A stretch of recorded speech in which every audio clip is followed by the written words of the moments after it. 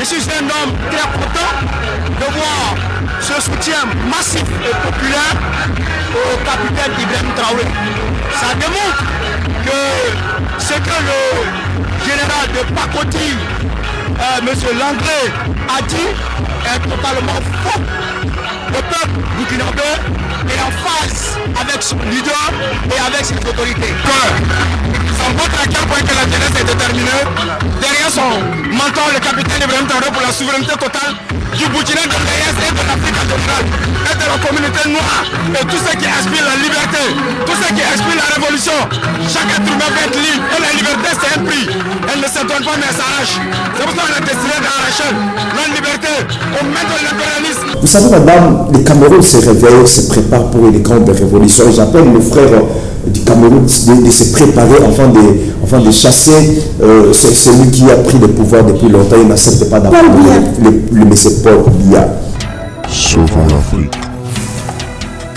Bonjour à vous, bienvenue dans votre émission Sauvons l'Afrique. Sauvons l'Afrique a pour but de réveiller la conscience des peuples africains. Partout où vous avez eu l'occasion de nous suivre, nous vous disons un grand merci, abonnez-vous, activez la cloche de notification pour ne rien rater.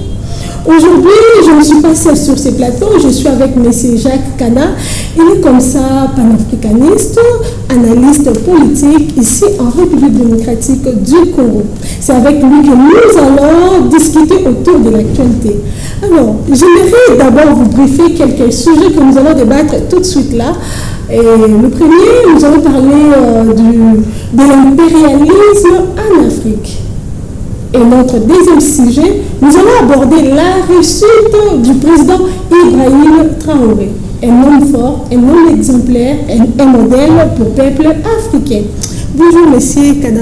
Bonjour, ma soeur. Merci de nous avoir accepté de passer dans votre chaîne KTG News. Je présente mes salutations à toutes personnes qui vont aussi nous suivre. Merci beaucoup. Aujourd'hui, nous allons parler premièrement de l'impérialisme en Afrique. Que pensez-vous de l'impérialisme en Afrique? Voilà, d'abord il faut savoir par définition si c'est quoi l'impérialisme. Oui. Parce que la Russie est en train de nous démontrer que l'impérialisme est d'abord politique d'un État visant à réduire d'autres États sous sa dépendance politique ou économique. Là, nous sommes en train de voir d'autres États qui se préparent enfin de dominer les autres ou de dominer d'autres États sous leur pouvoir, soit de les rendre indépendants d'eux. C'est ça d'abord l'impérialisme. Et vous devez savoir qu'il y a actuellement plusieurs États comme ça qui cherchent à tout prix dominer les Africains, dominer les États des Africains. Les États africains, si je peux les dire comme ça. Parce qu'on peut essayer un peu de faire plusieurs tours, ainsi dans plusieurs pays. Vous remarquerez que même si la population elle-même refuse les impérialismes, les impérialistes, j'allais dire, vous découvrez que les leaders, les dirigeants de ces pays-là africains sont sous l'autorité d'autres États, l'autorité des impérialismes. Et cela est en train de réduire un peu l'autorité de notre cher Africain. D'accord? Vous pouvez remarquer avec moi, on peut faire d'abord un tour au Burkina Faso. Avant le président ou avant l'arrivée d'Ibrahim Traoré, vous avez vu comment l'État était mal organisé. Vous pouvez remarquer même, vous pouvez sentir, en passant au Burkina Faso, vous sentirez la présence, même l'odeur des impérialismes. D'accord? Alors, lorsque Ibrahim Traoré s'est présenté, la première des choses qu'il a commencé à faire, il a commencé par neutraliser l'autorité des impérialismes, par fermer les portes qui rendaient le Burkina Faso, le Burkinabé et Burkinabés sous le pouvoir des impérialismes. D'accord? Il faut comprendre d'abord que l'impérialisme, c'est un État qui cherche à dominer les autres. Vous pouvez remarquer l'Afrique est actuellement dominée. L'Afrique est dominée. Cela peut nous pousser à nous poser tant de questions. Vous allez remarquer, tout celui qui se lève en Afrique pour s'imposer à l'impérialisme est détruit. Et détruit par qui? Là, ça c'est encore une très bonne question. Tous ceux qui se lèvent avec la pensée de la révolution, avec la pensée de changer les choses, avec la pensée de réveiller les autres et détruire. Commençons d'abord par Kadhafi. La France s'est organisée pendant plusieurs années, pendant plusieurs temps, afin de détruire ces héros Kadhafi. Cet homme qui pensait pas comme tous les Africains. Cet homme qui pensait autrement. Cet homme qui avait la mentalité de changer même la monnaie et de donner à l'Afrique une autre monnaie commune. Les monnaies communes, je peux dire ça comme ça. Et cet homme a été tué, détruit. Parlons un peu de Lumumba. Lorsqu'il a pris la décision de commencer à chasser les impérialismes, là au Congo Kinshasa, à l'époque Léopoldville, cet homme a été tué. Tout celui qui se lève contre les intérêts des impérialismes est détruit. Voilà pourquoi c'est le plus grand combat que les trois pays du Sahel ont aujourd'hui. C'est le plus grand combat que Ibrahim Traoré, Général Tchani, tous ces trois pays du Sahel ont actuellement, parce que les intérêts des impérialismes ne se trouvent pas dans leur pays. Et quand vous parlez des héros en Afrique, parce que nous en avons tellement, et parlons quand même des héros là. Et on parle de la colonisation. Et nous avons vu que chaque pays africain a été colonisé, oui, par l'Angleterre, Belgique, France et tout. L'Allemagne aussi également. Voilà. Aujourd'hui, nous disons que nous sommes des indépendants. Nous ne dépendons plus des Occidentaux. Alors quand tu parles que jusque-là, il n'y a pas la colonisation, jusque-là, l'Afrique n'est pas encore libre. Et vous avez même donné un exemple simple avec le président Ibrahim Traoré qui dit non maintenant aux Occidentaux. C'est-à-dire que pendant que nous disons que nous sommes libres, nous sommes toujours des esclaves des Occidentaux. Voilà. Moi, je peux dire, ma sœur, il faut savoir d'abord que il faut faire d'abord l'état des choses et regarder, d'accord, comment s'est passée la colonisation en Afrique. Et vous pouvez découvrir avec moi, avant la colonisation, c'était les impérialismes. Les impérialismes se déplacent d'abord.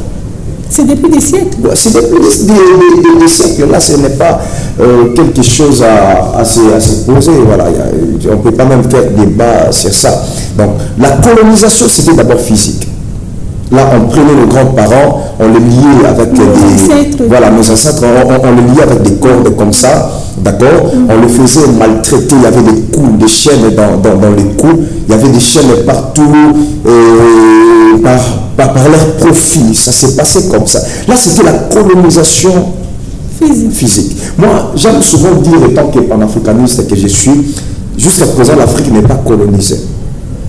L'Afrique n'est pas colonisée. Parce qu'on peut remarquer comment l'Afrique n'est pas colonisée. La colonisation a quitté, on a réussi l'indépendance physique, mais on n'a pas réussi l'indépendance mentale. Le peuple africain est toujours colonisé par sa mentalité. Comment ça? Voilà. Là, je vais expliquer. Vous pouvez même regarder par l'accoutrement de nos sœurs. Allez faire un tour sur TikTok, vous verrez comment nous sommes en train de chercher même à s'habiller comme les Occidentaux, à manger comme les Occidentaux, tandis que nous avons le bio ici, on a des nourritures bio ici. D'accord? Vous pouvez réfléchir, nous voulons étudier comme eux, parler comme eux, faire des cheveux comme eux. J'ai vu même une sœur, elle était toute noire, elle était vraiment belle avec sa couleur. Une fois, elle est allée en Europe, elle m'a envoyé sa photo, je vis, la dame, elle était devenue une blanche. Elle a détruit la peau. Nous sommes dans un point où même la peau africaine n'a pas de valeur. Tout ça, c'est la colonisation au niveau des mentales. Exemple du grand chanteur voilà. Michael Jackson. Michael Jackson, prenons même l'exemple de Michael Jackson. Il avait une peau noire. Une fois vers les impérialismes, il a changé la peau. D'accord? Ça prouve que l'Afrique n'est pas encore décolonisée, n'est pas encore libre.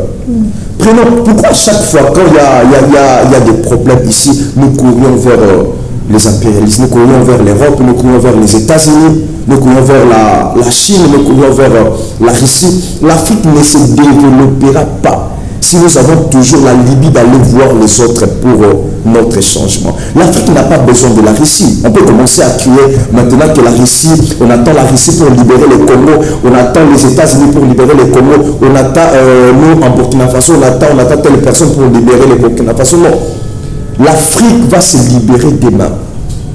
D'abord en changeant la mentalité. Parlons d'abord de la colonisation spirituelle. L'Afrique est colonisée spirituellement. Spirituellement, on a perdu nos valeurs. Moi, je me pose toujours la question, comment nos pères, nos grands-parents priaient Dieu? Zaman Pongo.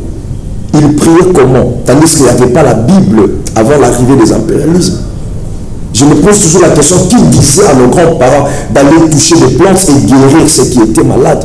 Il n'y avait pas des impérialismes, il n'y avait pas des handicaps, il n'y avait pas des néopargiles, il n'y avait pas des élus, il n'y avait pas tout ce médicament-là. On utilisait des plantes comme médicaments. Voilà.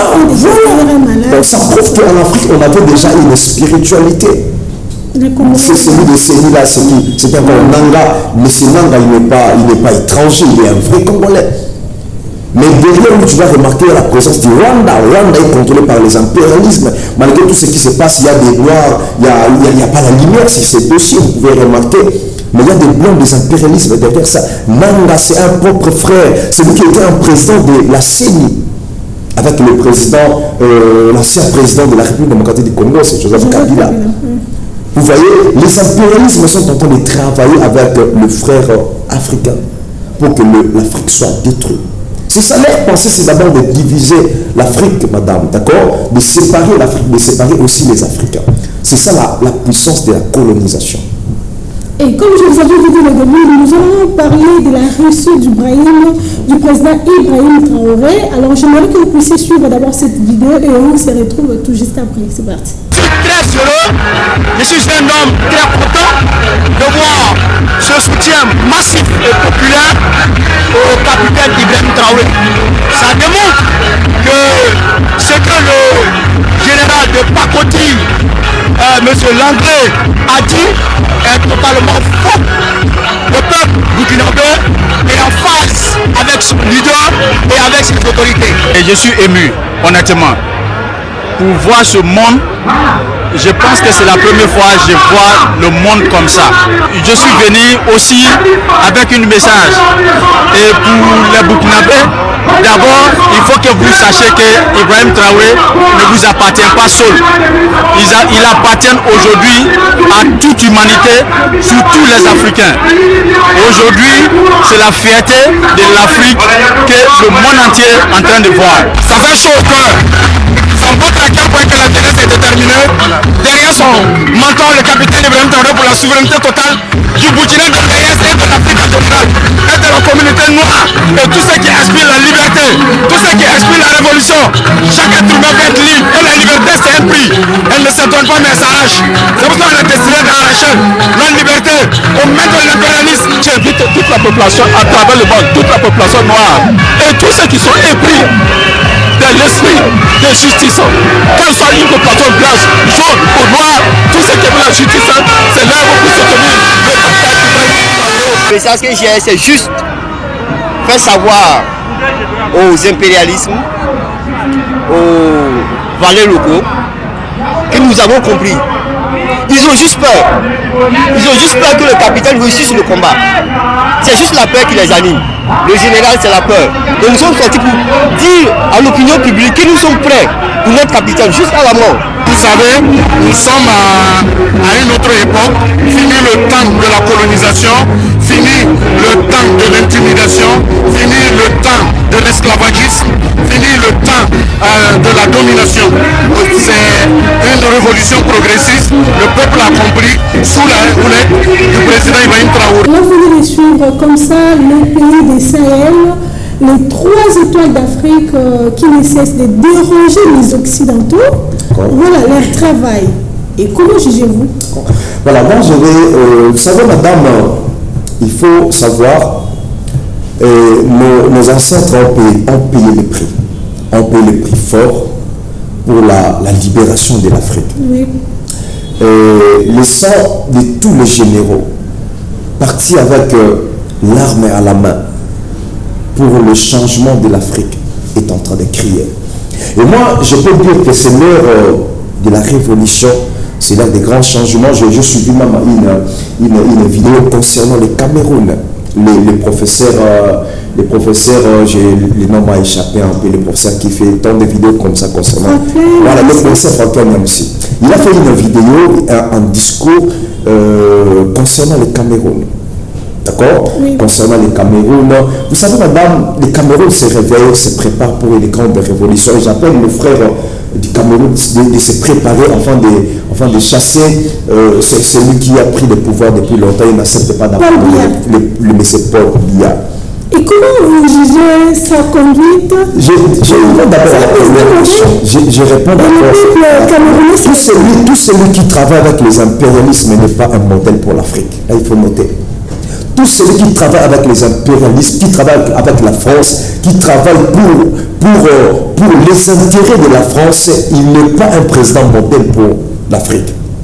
D'accord? Voilà. Je réponds d'abord à la question sur les 3 pays du Sahel. Je disais que le sang de tous les héros qui sont partis pour la cause, la bonne cause de l'Afrique, est en train de crier. C'est par ce sang-là que le président Ibrahim Traoré est né. C'est par ce sang-là que le général Tchani est né, et l'autre là, celui des Niger, je ne sais pas encore le nom, m'a échappé. C'est par le sang de nos héros, de ces grandes personnes parties pour le changement de l'Afrique, que ces gens-là sont nés. D'accord? Alors, leur présence, ça va révéler plusieurs présidents africains. Ça va révéler plusieurs États africains. Parce qu'ils sont en train de faire un grand travail. J'aimerais d'abord vous dire, madame, il faut savoir que ces 3 personnes-là ne mourront pas avant que leur pensée, leur vision, envoyée par Nzama pour le changement de l'Afrique, pour le changement de leur pays, ne se réalise. Parce qu'ils ont un grand temps comme ça. Ils sont en train de déranger les impérialismes. Ils sont en train de déranger les intérêts de la France. Ils sont en train de déranger les intérêts des États-Unis, les intérêts de la Belgique. Ils seront toujours mal compris. Et voilà pourquoi les Occidentaux attaquent tout le monde. Voilà. Et coup d'État raté, d'évoquer ici sur ces plateaux. Voilà. Alors c'est comme ça. Là où les Occidentaux ne trouvent pas leur... Bon, il n'y a pas seulement tous les Occidentaux, il y a aussi ceux qui sont pour le changement, pour l'intérêt de l'Afrique. Là où les impérialismes ne trouvent pas leurs intérêts, vous serez toujours menacés.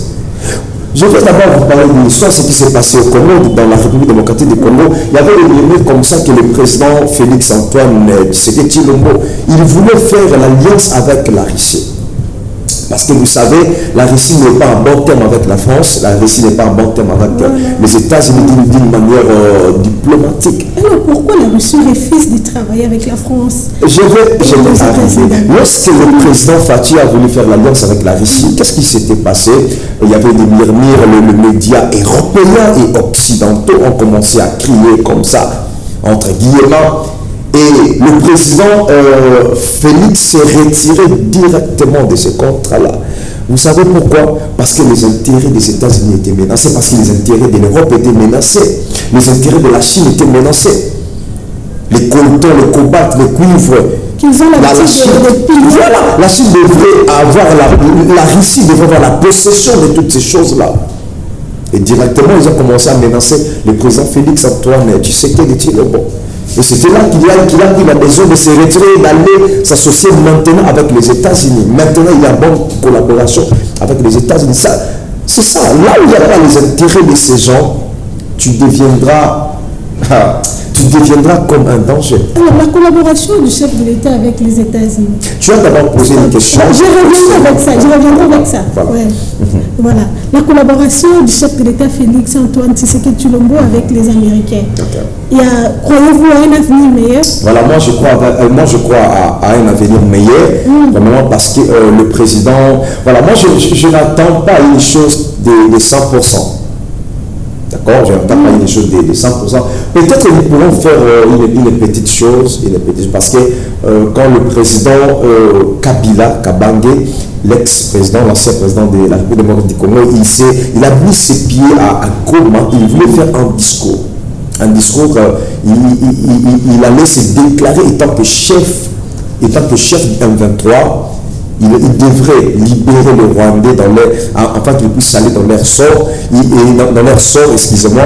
Il devrait s'associer avec d'autres militaires pour venir à Kinshasa et chasser le pouvoir de M. Félix Tshisekedi Tshilombo. Et après 24 heures, je crois, il a reçu un appel venant des États-Unis. L'appel disait: tu ne dois pas faire un discours à Goma. Tu dois quitter Goma dans 24 heures. Et c'est comme ça que le président, l'ancien président, le président Joseph Kabila avait quitté Goma.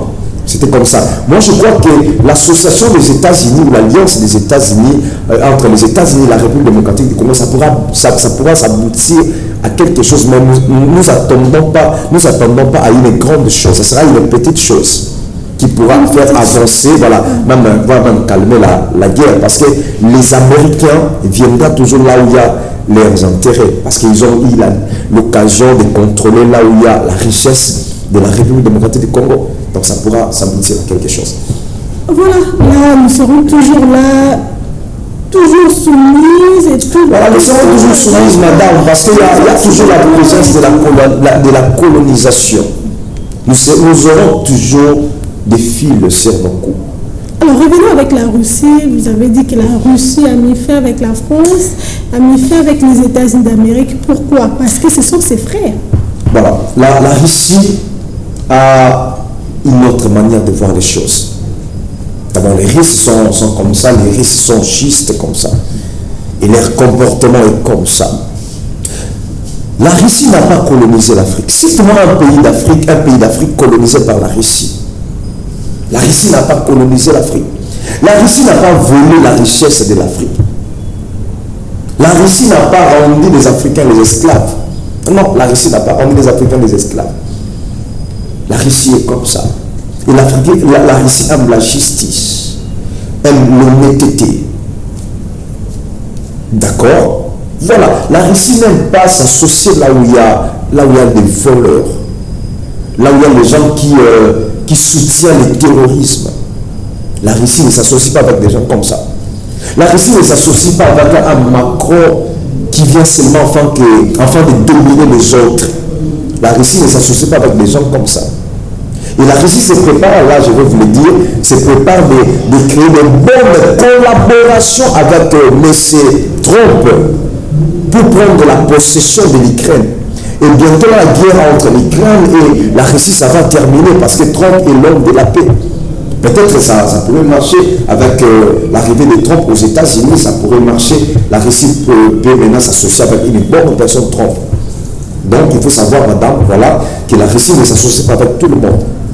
C'est comme ça. Ibrahim Traoré est allé chercher la Russie pour leur avancer. Et parce que la Russie, Ibrahim Traoré, d'abord, il se respecte. Lorsque la Russie est venue, Ibrahim Traoré est venu afin de s'associer avec la Russie a vu ses intérêts, de bons intérêts. Et il s'est laissé de marcher avec Ibrahim Traoré. C'est comme ça. La Russie marche avec des personnes qui ont des idées, qui sont justes comme ça. Voilà. C'est comme ça. Alors, parlons de la création de la banque. Okay. Voilà.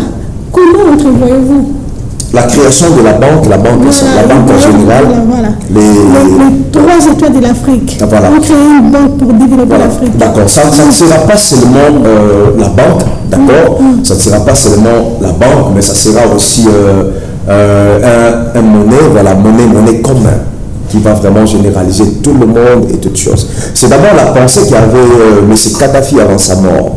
C'était d'abord ça. La création d'une monnaie qui va circuler uniquement en Afrique. Voilà, c'est ça. Je ne sais pas si vous connaissez encore, c'est quoi encore. Il y a plusieurs États comme ça qui s'associaient avant de créer une monnaie comme qui va même dépasser l'euro, qui va même dépasser le CFA, le franc congolais. Voilà, qui va même dépasser le CFA, le franc congolais. C'est d'abord pour l'intérêt de la France. Voilà. Ce n'est pas pour l'intérêt de la France. Il y a des pourcentages qui partent là-bas. Il y a des pourcentages qui partent là-bas. Si aujourd'hui la France accepte de bloquer, maintenant là le franc CFA, est-ce que vous savez que l'Afrique, ça va souffrir? Il y aura vraiment des crises en Afrique, les gens seront en train de pleurer comme ça. Voilà, moi je soutiens leur idée et que le Dieu, l'examen pour le Dieu de l'Afrique puisse vraiment le soutenir. Et aujourd'hui, nous chassons les Occidentaux. Doit-on continuer à lire la Bible? Voilà, aujourd'hui nous sommes en train de chasser les Occidentaux, donc toujours continuer à lire la Bible. Parce que la Bible a été créée par les Occidentaux. Ce sont eux qui ont écrit. Et voilà, est-ce que vous avez une Bible ici? Il faut savoir d'abord, la Bible c'est une question vraiment pertinente. Là où vous êtes en train d'arriver. Moi je suis un panafricaniste qui croit à Jésus. Voilà, moi je crois à Jésus. Quand je parle de Jésus, je ne parle pas de Jésus présenté par le blanc. D'accord? Parce que voilà, l'homme blanc nous a présenté un Jésus blanc, tandis que Jésus n'était pas blanc. L'homme blanc nous a présenté les anges étant que des personnes blanches. Les anges ne sont pas blanches. Excusez-moi, les anges ne sont pas blancs. Ce ne sont pas des êtres blancs. D'accord? Jésus est d'abord noir. Je vais vous scandaliser, madame. Il faut savoir que Jésus est d'abord notre frère africain. Notre frère noir, il est d'abord notre frère noir. Parce que Dieu lui-même est noir. Dieu n'est pas blanc. Ah, voilà, le Dieu là qu'on nous présente assis sur une chaise comme ça, comme la mienne, un Dieu blanc comme ça assis. Dieu n'est pas blanc. Quand vous avez la pensée d'aider l'Afrique, Dieu va vous donner même l'intelligence de comprendre la Bible. Parce que la Bible, c'est d'abord, la Bible a été changée, modifiée par les Africains, par je dirais les impérialismes, par le blanc pour leurs intérêts, pour la cause. La cause c'était de dominer l'Afrique. Dans la Bible, il y a plusieurs choses qui montrent que la Bible a été créée ici en Afrique. D'accord? Il y a plusieurs choses qui démontrent. Il y a plusieurs choses qui démontrent. Si d'abord tu pars tu lis le livre de Daniel, malgré que je n'étais pas préparé pour ça. Daniel, lorsque Daniel a vu Dieu, il a essayé un peu de décrire comment Dieu était. Il a donné la couleur de Dieu. Si tu lis même dans le livre d'Apocalypse, je crois, Apocalypse 4 ou Apocalypse 5, comme ça, quand Jean-Baptiste de Patmos était en train de décrire la personne qu'il avait vue, il était en train de décrire la personne qu'il avait vue, il donnait même la couleur de Jésus. Quand je regardais ses pieds, c'était comme le pierre de saphir. Quand je regardais ses pieds, c'était ainsi comme ça. Quand tu regardes les couleurs là présentées par Jean, tu vas remarquer que les couleurs là, toutes ces couleurs là, c'était des couleurs sombres, des couleurs noires. Même Dieu, sa couleur est noire. Donc la Bible, c'est quelque chose. Voilà, Dieu est l'esprit, c'est lui qui est en train de voir, c'est lui qui est en train de nous dévoiler la personne qu'il est en train de voir. Il voit ça dans la vision. Il ne voit pas ça physiquement comme ça, il voit Dieu dans la vision. Il voit Dieu dans la vision. Avec une peau blanche. Avec une peau noire. Avec une peau noire. Les Occidentaux. Les Occidentaux, il faut savoir. Il voit Dieu dans une peau blanche. Il faut savoir. Il voit Jésus dans une peau blanche. Écoutez-moi très bien. Je vais mettre vraiment l'accent sur ça. Lorsque l'homme blanc est venu en Afrique, d'abord il cherchait comment nous dominer. D'accord? La réunion qui s'est passée, c'est encore que la conférence, je crois la conférence du Berlin, quand il s'est préparé pour venir diviser l'Afrique. Diviser l'Afrique pour mieux régner. Pour mieux régner. Qu'est-ce que l'impérial, je crois, c'était un homme puissant comme ça, le nom m'a échappé, il est en train de faire un discours en disant que là où vous êtes en train de partir, les Africains là ont déjà Dieu. Ils ont déjà leur Dieu. Ils ont déjà leur manière de faire les choses, leur manière de prier. D'accord? Donc on avait Dieu. Quand Jésus est en train de dire, alors qu'il était en train de partir dans le chemin d'être crucifié, il dit que mon sang tombe sur eux et sur leurs enfants. Quand Dieu a chassé le diable est descendu où? Sur la terre. Sur la terre. Là où il y avait plusieurs richesses. C'était où? C'était en Afrique. Le jardin d'Éden, c'était où? C'était en Afrique. Allez lire dans le livre de Genèse, vous remarquerez, il y avait 4 fleuves, hein? Voilà, c'était comment? Il y avait 4 branches de fleuves qui se dirigeaient, voilà, je ne connais pas vraiment beaucoup de choses là-dessus. Tu vas remarquer que tous les noms qu'on donnait Tous les noms qu'on donnait dans le livre de Genèse, c'était les noms c'était des fleuves. D'abord, parlons d'abord de fleuves. Est-ce qu'en Europe, il y a des fleuves? Est-ce qu'en Russie, il y a des fleuves? Est-ce qu'aux États-Unis, il y a des fleuves? C'est où? Les fleuves se trouvent ici, en Afrique. Là, vous donnez raison aux églises telles que Kimbanguis, et puis Ngunza, l'église des Noirs et tout. Voilà, elles ne croient pas à Jésus-Christ. Elles sont différentes. D'abord, ils refusent même la Bible. Ah voilà, ils refusent la Bible, ce n'est pas... Là, vous donnez raison. Ce n'est pas... Parce que le christianisme est une pratique dont la Bible, c'est ça. Hein. Voilà. Par exemple, on utilise la Bible. Voilà, moi différemment, moi je dis que Jésus était notre frère. Je crois à Jésus, non parce qu'il est blanc, mais je crois à Jésus parce qu'il est noir. Parce qu'il est mon frère. Jésus, c'est mon frère. D'accord? Les blancs, lorsqu'ils sont venus ici, en Afrique, avec la pensée de nous présenter un Dieu blanc. C'était quoi la pensée, ma sœur? D'accord? La pensée, c'était de faire croire que l'homme blanc est puissant, que l'homme noir. D'accord? Vous savez, il y a tant de médicaments créés par l'homme blanc. Ils ont trouvé la sagesse et l'intelligence ici en Afrique. D'accord? On nous dit d'abord que qui a découvert l'embouchure du fleuve Congo, c'est Diego Cao. Comment Diego Cao il avait découvert l'embouchure du fleuve Congo? Nos ancêtres étaient là. Où étaient nos ancêtres? Qui était là avant? Et je vais d'abord vous dire que Diego Cao là qu'on représente, ce n'est pas le vrai Diego Cao. Le vrai Diego Cao, c'était un noir. Pourquoi? C'est pour ça. Voilà pourquoi il faut des fois mettre fin à certaines choses. Quand tu rêves à un ange noir, tu vas te réveiller, tu vas prier, n'est-ce pas? Tu vas dire que j'ai rêvé Satan. Mais pourquoi quand tu rêves un ange blanc, oh, je vis un ange de Dieu. On nous a colonisés. Quelque chose on nous a mis quelque chose. Et la chose qui manquait aux ancêtres, c'était la liberté. Nous avons cette liberté-là. Oui. Nous devons se lever et mettre fin aux certaines choses. Donc, je peux prier Jésus parce qu'il était notre frère. Je peux prier la Bible, je peux lire la Bible parce que la Bible a été modifiée. Mais dans la Bible, il y a des richesses. Dans la Bible, il y a des choses qui peuvent nous donner comme des armes afin de combattre les impérialismes. Voilà, nous sommes presque à la fin. Un mot pour tous les africanistes qui te regardent à ce moment, peuple africain. Voilà, mes frères africains, j'ai un message à vous lancer. De partout où vous êtes, j'ai un message à vous lancer. L'Afrique va se développer non avec l'aide des États-Unis, non avec l'aide de la Russie, non avec l'aide de la France, non avec l'aide de ces gens-là. L'Afrique va se réveiller, va se lever, va changer si toi et moi, nous prenons la décision de se réveiller avec une grande puissance et barrer la route aux impérialismes, barrer la route à ces gens qui cherchent comment détruire nos héros, d'accord? Barrer la route à ces gens qui cherchent comment détruire ces grands panafricanistes comme Kémy Séba, Natalia, toutes ces personnes-là qui sont en train de faire un grand travail pour le changement de l'Afrique. Donc je vous lance ce message que l'ère de la révolution est arrivée.